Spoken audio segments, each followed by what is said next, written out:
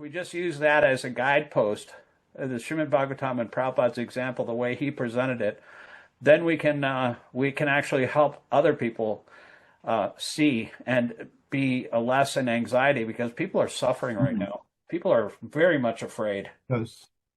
And we need to inject Kṛṣṇa consciousness into every sphere of activity.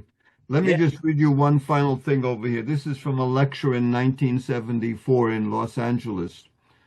Prabhupada says, we can take part in everything: politics, sociology, philanthropy, so many things, provided that by taking part in that department of activities, we can advance our Kṛṣṇa consciousness. So this is we have an opportunity to inject, for the welfare of people in general, to inject Kṛṣṇa consciousness in every sphere of influence: political, scientific, cultural, agricultural, the dynamics and the workings of society and how society is governed.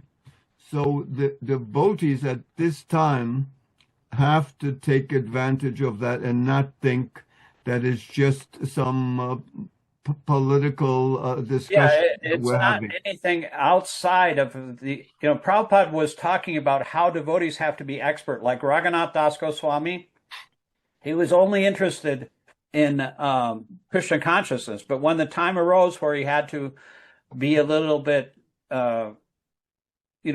diplomatic, he knew exactly what to do. Devotees should be like that as well. It's not just that you're just all spiritual all the time and you don't have to pay attention to anything else. So this is the verse from the Srimad Bhagavatam that Sankirtan Prabhu was talking about. Prabhupada gave a class on this in 1974. This is Srimad Bhagavatam, 1st Canto, 16th chapter, verse 5. Shonaka Rishi inquired, why did Maharaj Parikshit simply punish him, since he was the lowest of the Shudras, having dressed as a king and having struck a cow on the leg? Please describe all these incidents as they relate to the topics of Kṛṣṇa. Purport. Shonaka and the rishis were astonished to hear that the pious Maharaj Parikshit simply punished the culprit and did not kill him.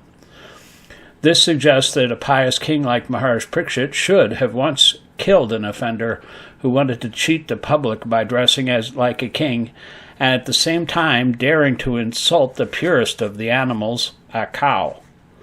The rishis in those days, however, could not even imagine that in the advanced days of the age of Kali, the lowest of the Shudras will be elected as administrators and will open organized slaughterhouses for killing cows.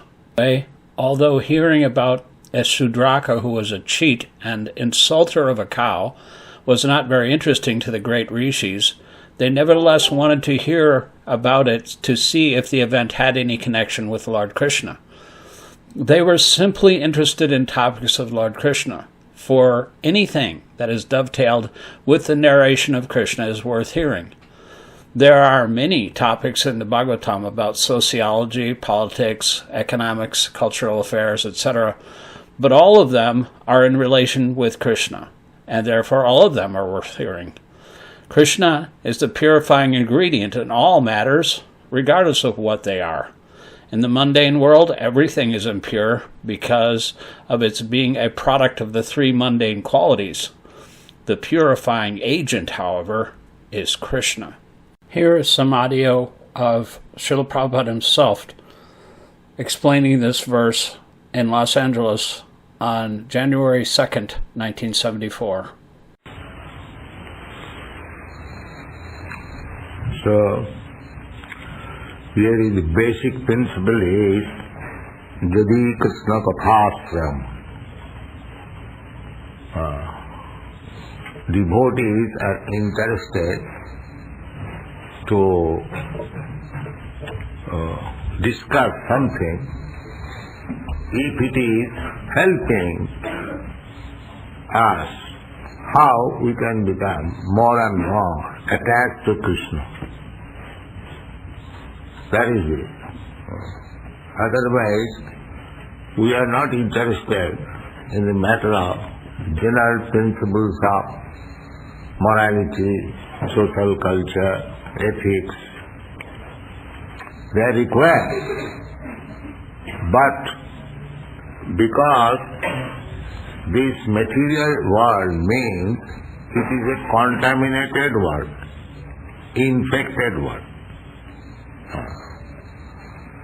So, here in this material world, so-called morality or immorality is the same, because it is infected.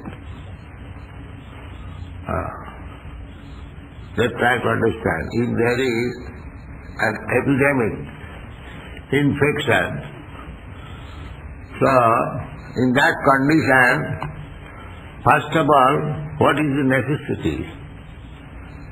First thing is to disinfect the epidemic. In the infected area, you cannot derive any benefit by discussing morality or immorality. The man is dying out of infection. So, to an immediately dying person who is sure to die due to infection, what is the use of giving instruction of morality or immorality? He is going to die. Similarly, in this world, they have invented so many things: philanthropism, altruism, nationalism, thisism, thatism, but without Kṛṣṇa. It is the same position. Without Kṛṣṇa consciousness, he is going to hell. However moral he may be, however pious he may be, so-called. If he does not know Kṛṣṇa, it has no meaning. Therefore the first condition was that we are interested to hear about Maharaj Parikshit punishing the colleague, provided it helps us to advance in Kṛṣṇa consciousness. Otherwise we have no interest. This should be the principle of devotee. We can take part in everything, politics, sociology, or philanthropism, altruism. There are so many things that are discovered.